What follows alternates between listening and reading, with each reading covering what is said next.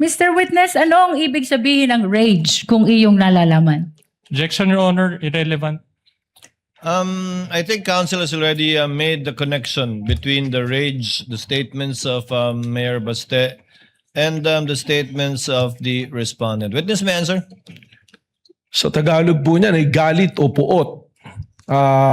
Yun po. Wala pong acronym yon, Director Matibag. Hindi po kasi tumutugma doon sa acronym nila dahil yung acronym nila Reform Alliance for Good Governance. So hindi po rage eh. So medyo malayo po. May proceed, Your Honor. Counsel may proceed. Nabanggit mo din, Mr. Witness, na maraming nanood ng videong ito. Ilan ang nanood ng videong ito kung iyong nalalaman? Sa live broadcast po, lumabas po na nasa 600,000. At ano ang kahalagahan na 691,000 ang nanood sa live broadcast ng videong ito kung mayroon man? Again, ganoon na po kalawak yung nakikita natin na resulta ng pag-asik po, ng ligalig po at pagbabanta po sa kayusan, pati na rin po sa seguridad ng ating Pangulo. Mr. Witness, kanina binanggit mo ang pagkakaiba ng naunang investigasyon ng NBI sa kasalukuyang investigasyon ng Special Task Force ng NBI. Ngayon, ano naman ang ginawa ng NBI sa pagitan ng unang investigasyon kung saan na-file ang kasong grave threat at inciting to sedition sa DOJ, February 2025, sa kasalukuyang investigasyon ng Special Task Force na inumpisahan nung buuin ang STF April 2026, kung mayroon man. Ang sa pagka-alam Counsel, ko po, you mean April 16, 2026. That's the, you're referring to AO 11. Yes, Your Honor. Witness may answer. dun po base po sa tanong ng mula February 25, 2025, ako po ay hindi pa NBI noon, subalit nung ako po ay nag-assume nung February 20, kasama po sa ating pinag-aralan yan at alam naman po natin na ang mandato ng NBI ay ang patuloy na bantayan ng seguridad ng ating mga opisyales at siguraduhin na may law and order. So ako po na-appraise naman na tuloy-tuloy ang mga monitoring at consultation po at surveillance na ginagawa ng iba't ibang unit noon. Ngayon, nung ako naman po ay pumasok bilang NBI Director at atin pong pinag-aralan yung mga kaso, noong April 16 nga po, itinatag na po natin ang task force na ito upang po matutukan ang mga issue na akin na nga pong nabanggit. Mr. Witness, maraming salamat sa iyong paglilinaw, kaugnay ng nauna at ng kasalukuyang investigasyon ng NBI. Kaugnay pa rin ng Special Task Force, ano ang iyong naging direktiba kung mayroon man? Kaugnay ng video ni Mayor Sebastian Duterte noong April 12, 2026. Akin pong ipinag-utos to the task force na may authenticate at may preserve itong video ito sapagkat amin pong iniisip na ito'y magiging material sa amin pong pag-iimbestiga at sa darating po na panahon na amin po itong gagamitin. Mr. Witness, sino ang iyong inutusan upang ma-preserve at ma-authenticate ang video ni Mayor Sebastian Duterte na tinukoy mo? Ito po ay aming naitoka kay Agent Edgar Apolonio po ng Cybercrime Division po. Ano naman ang iyong patunay na ang videong ito ay na-preserve at na-authenticate ni Agent Edgar Apolonio kung mayroon man? Ako po ay nakakuha ng kopya ng affidavit of authentication na ipinasa po sa aking tanggapan at akin po itong nahawakan po. Your Honor, we are requesting that affidavit of authentication of Edgar Apolonio, previously marked as Exhibit P431, be flashed. Likewise, Your Honor, we're requesting that we allow assisting counsel to present the document to the witness for confirmation.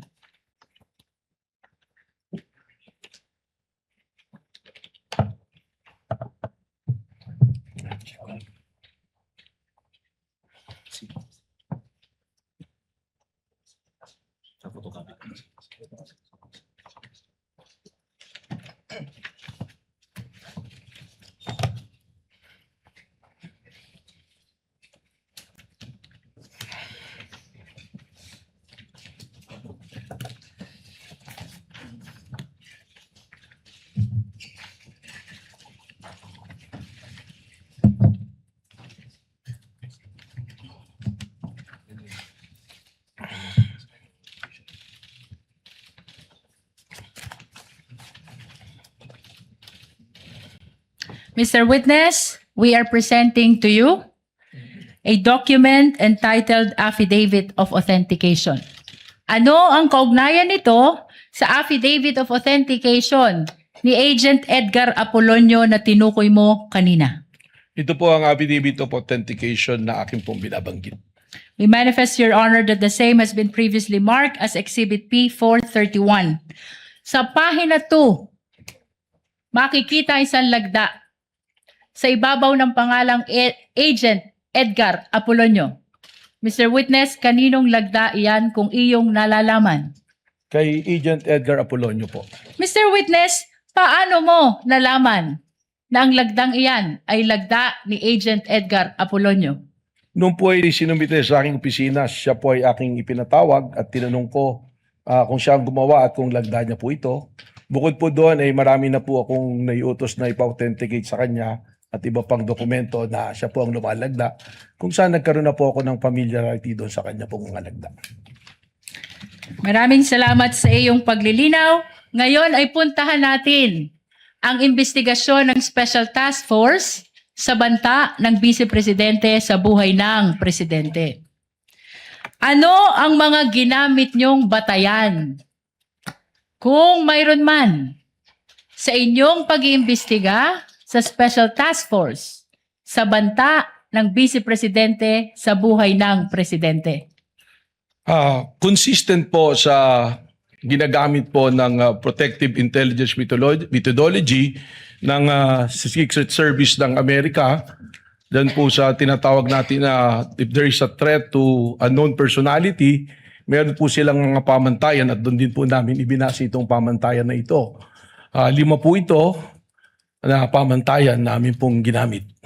Mr. Witness, binanggit mo na meron kayong ginamit na 5 pamantayan. Ano-ano itong mga 5 pamantayan na binanggit mo? Una na po rito yung pattern of violence po. Bukod sa pattern of violence, ano pa kung mayroon pa? Yung pong gravity at seriousness po ng isa pong pangyayari. Anong sunod dito kung meron pa?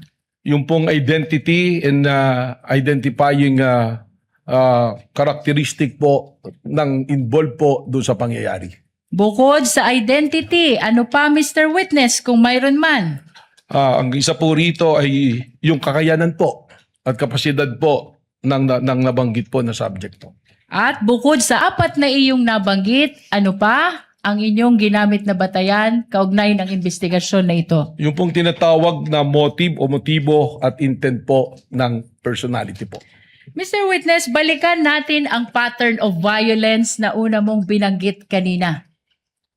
Ano ang inyong sinuri, kung mayroon man, kaugnay ng pattern of violence ng Vice Presidente? Sa tulong po ng amin pong Special Task Force ay amin pong binalikan ang mga pangyayari na yan naman po ay lumabas na tinatawag namin sa media na mga open source intel namin. At doon po nakita namin yung isang event nung mayor pa po ang ating Vice President Sara Duterte na meron pong isang sheriff na gustong gawin ang kanyang tungkulin na atas po ng legal na atas ng korte na magpatupad po ng demolition order. Subalit hindi po ito nagustuhan ng noon ay mayor at kay Vice Presidente, kung saan ay tinawag po niya yung sheriff at pinagsusuntok po sa mukha itong sheriff na ito. Mr. Witness, binanggit mo ang isang insidente ng sheriff na pinagsusuntok sa mukha. May ipapakita ako sa iyong video.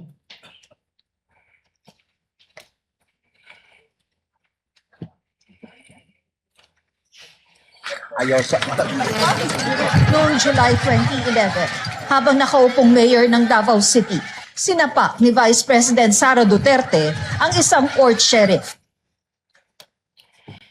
Ito ba ang insidenteng tinutukoy mo? Tama po, yan po. Bukod sa insidente ng sheriff na sinuntok ng Vice Presidente, ano pa kung mayroon man ang inyong sinuri kaugnay ng pattern of violence ng Vice Presidente? As part of our investigation, kami po ay nakakakuha ng mga dokumento related po dito sa aming inimbestigan kung saan we got hold of a affidavit of ito pong dating police ni si Arturo Las Canas na self-confessed member ng DDS na kung saan doon po sa kanyang affidavit na yan ay atin pong nakita at inilalarawan po at sinasabi nitong ni Arturo Las Canas na ang Vice Presidente mismo ay kasama doon sa Oplan Tokhang, isa sa mga arkitekto ng Oplan Tokhang.